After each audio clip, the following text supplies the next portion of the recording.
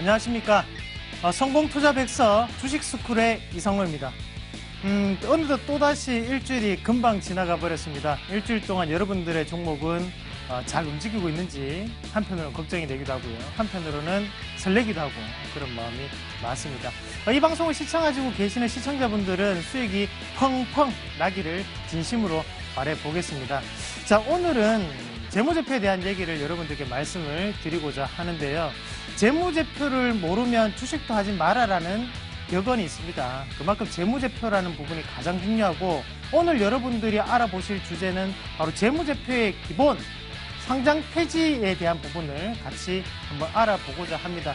쉽게 여러분들께 설명드리려고 노력하고, 또 쉽게 볼 수 있는 방법을 말씀을 드릴 테니까요. 끝까지 집중하셔서 보시길 바라겠고요. 이것만 알면 재무제표 어느 정도의 상장 폐지는 피할 수 있다는 부분 말씀을 드리고자 하니까 끝까지 시청을 하시길 바라겠습니다. 그럼 지금 바로 재무제표에 대해서 시작해 보도록 하겠습니다.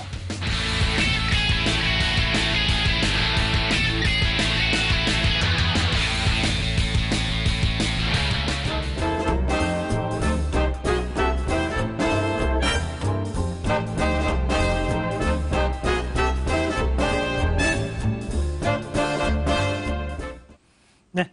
자, 오늘은 사실 우리가 주식을 하면서 절대로 겪지 말아야 되는 부분이 바로 이 상장 폐지라는 부분입니다. 사실 우리가 주식을 하다 보면 가장 피해야 되는 것 중에 한 개가 상장 폐지인데요. 주식이 하한가를 맞았다. 그럼 마이너스 30%죠. 그런데 상장 폐지가 되면 이제 종이가 됩니다. 이제 말 그대로 이제 우리의 계좌는 없어지는 거기 때문에 상장 폐지는 절대로 never 겪으시면 안 되는 부분이라는 거거든요. 그러면 그 부분 자체가 바로 재무제표 안에 숨어 있습니다. 그 숨어 있는 부분을 오늘은 알아보는 시간을 가지도록 하겠고요. 우선 화면을 함께 보도록 하겠습니다. 상장 폐지에 대한 요건인데요.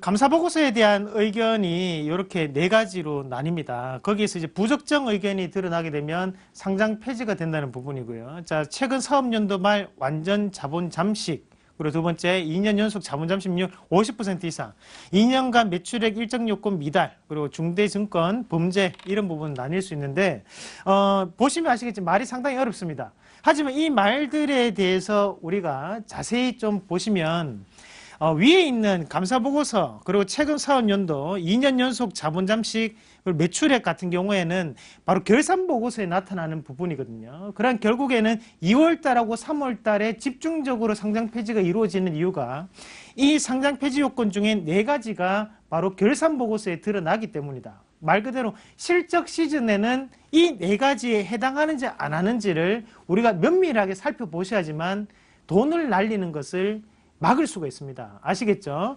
자, 대신에 맨 밑에 있던 중대증권범죄, 바로 횡령이나 배임 자체는 우리가 알 수가 없죠. 하지만 횡령이나 배임이 이루어지는 회사들은 대부분이 이 위에 4가지에 대해서 부실한 회사들이 대부분 횡령이나 배임이 이루어진다는 것을 기억을 하시면 좋을 것 같아요. 그럼 이 위에 4가지를 좀 더 자세하게 제가 설명을 해드리도록 하겠습니다. 네. 자, 그러면 감사보고서에 대한 부적정 의견을 좀 더 자세하게 알아보도록 하겠습니다. 자, 우리가 감사보고서 의견 중에서 부적정 의견이라고 하면 적정을 제외한 나머지 의견을 뜻하는 부분인데, 자, 말이 상당히 어렵습니다. 재무제표 모든 항목이 적절, 회계기준 일치, 이런 거 보지 마시고요. 제가 쉽게 좀 설명해 드릴게요. 자, 감사보고서를 보다 보면 적정이라는 의견이 있어요. 이거는 적정하다, 이 말이. 적당하게 잘 적었다. 그러면 이제 적정이 되는 겁니다. 그러면 기업의 회계 기준에 맞게끔 적었기 때문에 적정하게 적었다는 표현으로 우리가 적정이라고 합니다. 자, 그러면 밑에 이제 한정부터가 여기서부터는 관리 종목으로 지정이 되는 부분인데, 한정은 뭐냐면 일부가 위배는 되지만 실질적으로 투자의 함에 있어서 별다른 영향을 미치기는 어렵다라는 부분이겠죠. 그러면 일부는 틀렸다. 그래서 안 맞다. 재무제표가 안 맞는데 이 상황에서 우리가 투자하는 데 있어서는 큰 변화는 없다. 그래서 이번 한 번은 니한테 엘로 카드만 주고 한번 봐줄게, 이 뜻입니다. 아시겠죠? 대신에 이 한정도 2번 연속으로 한정이 맞게 된다면 그때는 상장 폐지가 됩니다. 아시겠죠? 한 번은 관리 종목으로 지정만 됩니다. 대신 2번 연속이 되면 이때부터는 상장 폐지라는 걸 기억을 하실 필요가 있겠고요. 자, 다음 거 한번 같이 볼게요. 자, 부적정과 의견 거절이 있는데요. 이때부터는 좀 심각해지는 거예요. 이제 부적정 의견이나 의견 거절이 한번 나오게 되면 그때는 곧장 상장 폐지가 됩니다. 말 그대로 부적정이라고 하면 전체적으로 그냥 안 맞게 적었다 이 말입니다. 한마디로 그냥 막 적었어요. 그래서 숫자도 틀리고 우리가 계산에는 1-1은 2여야 되는데 1-1이 3이라고 적혀 있는 거예요. 그래서 안 맞다는 말이에요. 그러면 이제 우리가 이런 부분을 부적정이라고 합니다. 안 맞다. 그러면 의견 거절은 뭐냐면 감사 의견을 형성하는데 아무런 자료가 없다는 거죠. 이것은 부적정 같은 경우에는 그냥 우리가 AM으로라도 대충이라도 숫자는 안 맞지만 적어서 제출을 했는데 의견 거절 같은 경우에는 제출을 할 수 있을 정도의 염치도 없는 상황입니다. 아시겠죠? 대신에 부적정이나 의견 거절은 둘 다 상장 폐지라는 걸 기억을 하시길 바라겠고, 자, 여기에서 제가 한 가지 중요한 부분이 있습니다. 분기 보고서상의 의견 거절이나 아니면 한정 또는 부적정이 뜨면 그때는 아무 일도 없이 넘어가게 됩니다. 아시겠죠? 지금 나오는 부분은 다 2월달과 3월달에 있는 결산 보고서상에서 부적정이나 한정 그리고 의견 거절이 떴을 때 상장 폐지가 된다는 부분을 기억을 하시겠고요. 상장 폐지는 무조건 2월달하고 3월달이다. 대신 횡령과 배임만 우리가 분기에도 나타날 수 있는 현상이다. 이렇게 아시면 좋을 것 같아요. 자, 그러면 다음 부분도 같이 보실 텐데요. 바로 완전 자본 잠식에 대한 부분이었죠.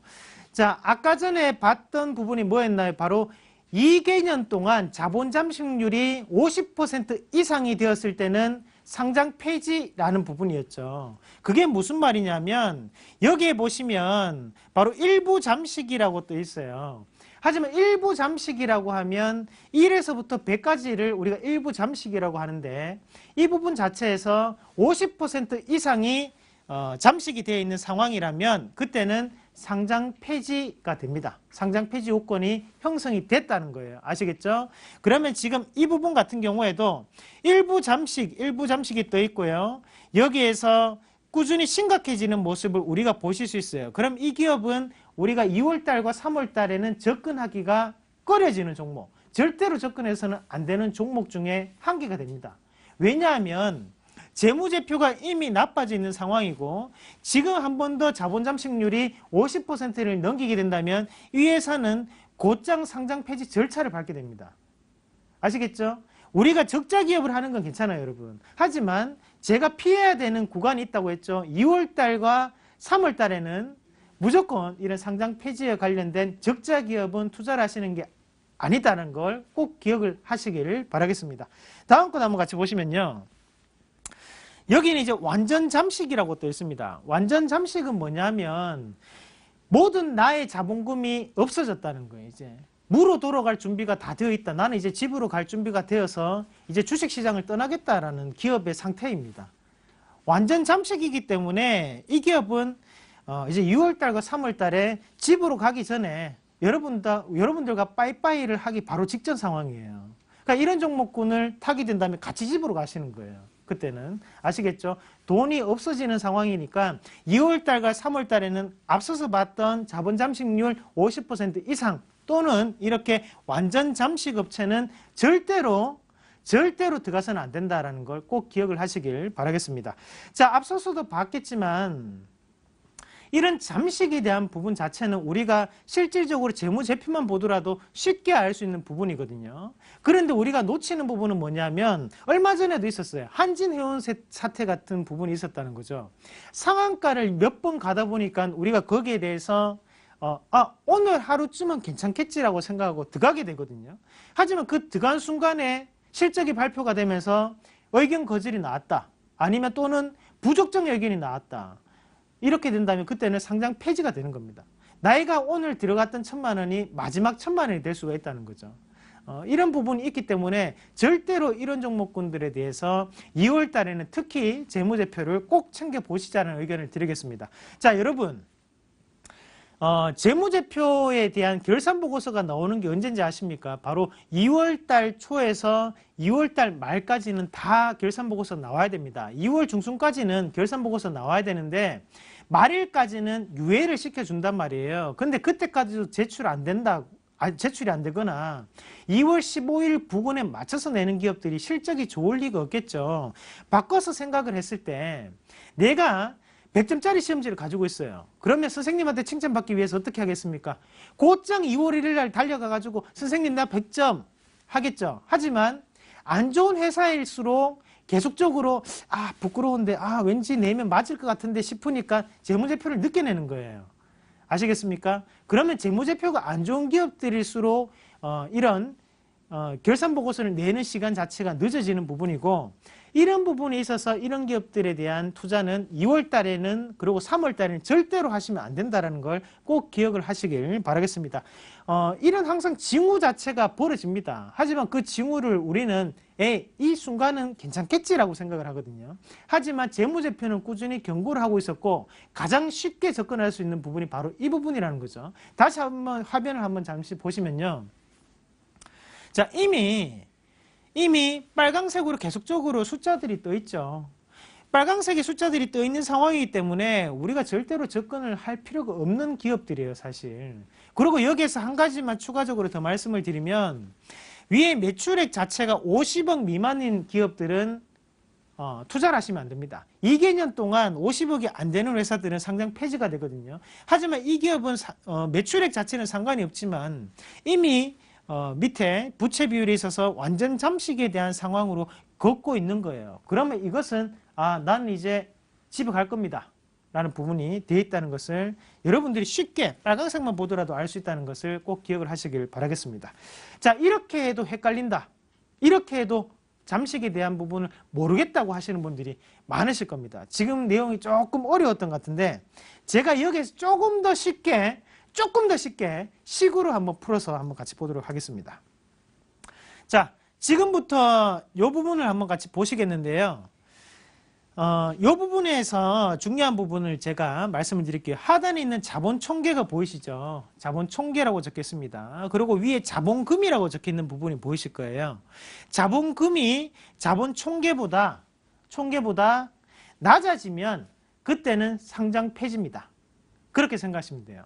딴 거 다 필요 없고 자본 총계가 자본금보다 낮아지게 되면 그때는 상장 폐지 절차에 들어가게 되는 수순을 밟고 있다고 생각하시면 돼요.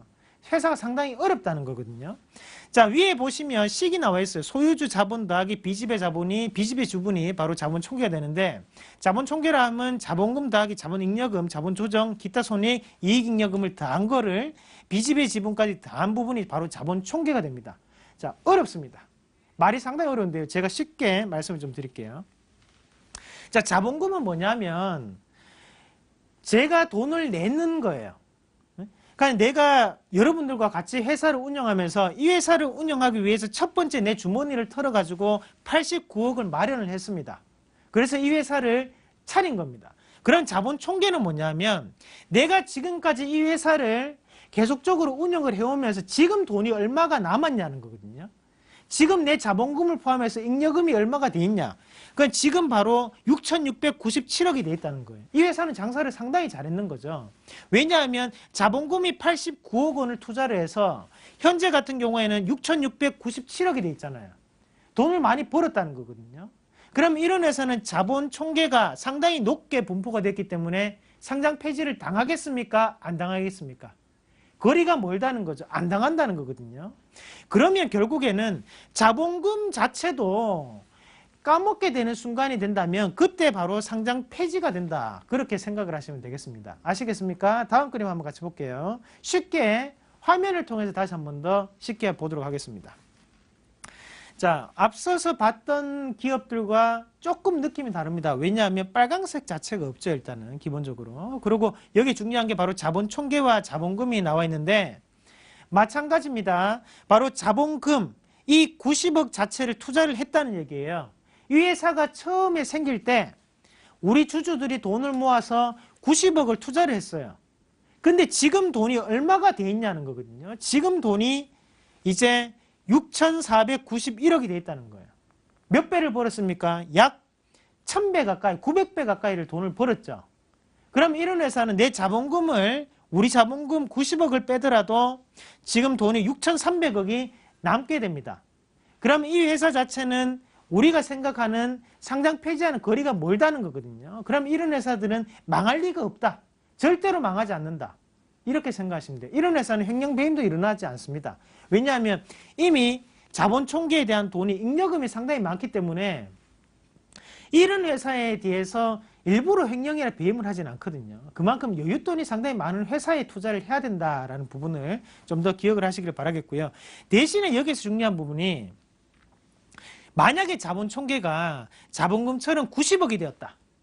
그러면 어떻게 되는 겁니까? 바로 그때부터는 위험해지는 거예요. 왜? 내 자본금을 빼버리면 자본은 0이 되잖아요. 이 회사는 남는 돈이 없다는 거예요. 그러면 거기에서 마이너스로 접어들수록 그때는 일부 잠식이 되고, 자본 총계가 0보다 낮아진다면 그때는 완전 잠식이라는 표현을 우리가 쓰는 겁니다. 아시겠습니까? 그럼 자본 총계가 0이다. 그럼 뭐라고요? 그때는 완전 자본 잠식. 그러면 자본 총계가 지금 이 기업을 해당해서 본다면 90억이라면 이때부터는 일부 자본 잠식, 이렇게 되는 거예요. 아시겠죠? 쉽죠? 자, 자본 총계가 0이 되는 기업엔 절대 투자하면 안 됩니다. 마이너스가 되는 기업에 투자하시면 안 돼요. 그렇게 기억을 꼭 하시기를 바라겠습니다. 자, 그러면 지금까지 핵심 포인트를 한번 같이 살펴보실 건데요. 자, 첫 번째 바로 상장 폐지 요건에 대한 체크 부분이었습니다.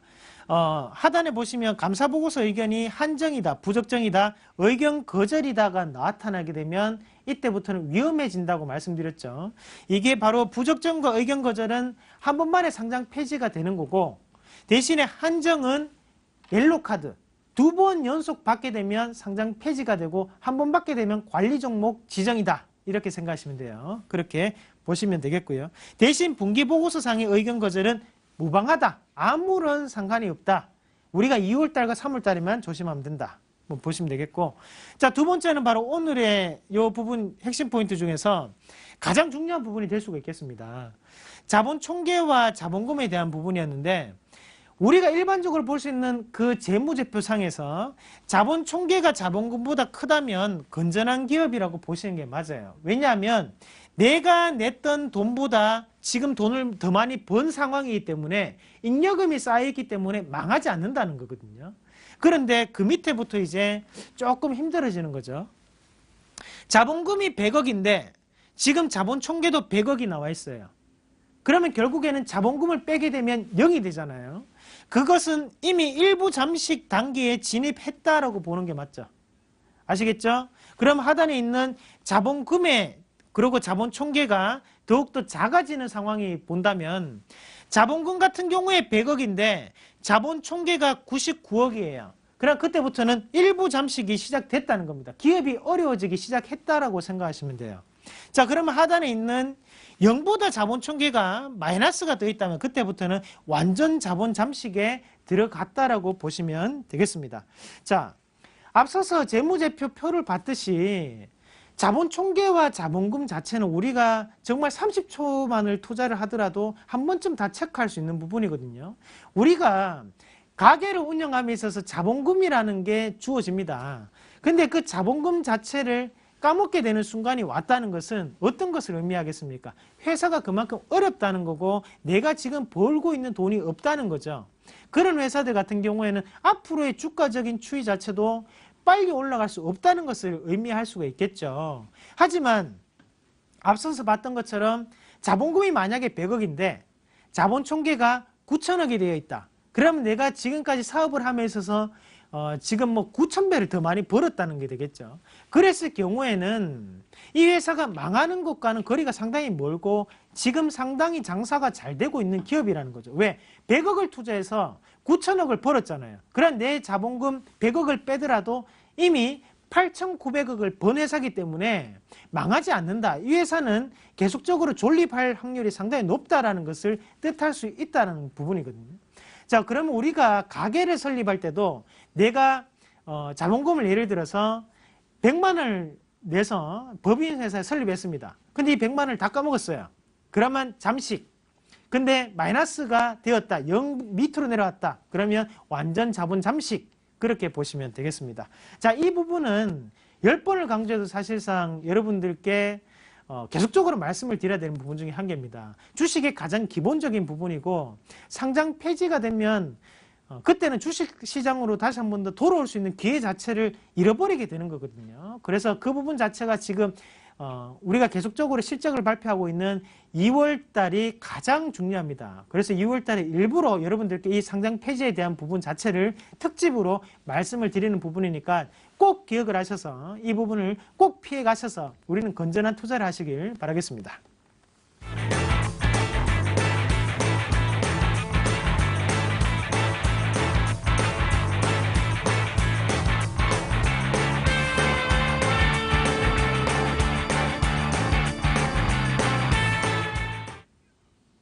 네, 자, 오늘은 바로 재무제표의 기본 상장 폐지 요건에 대해서 함께 알아보셨습니다.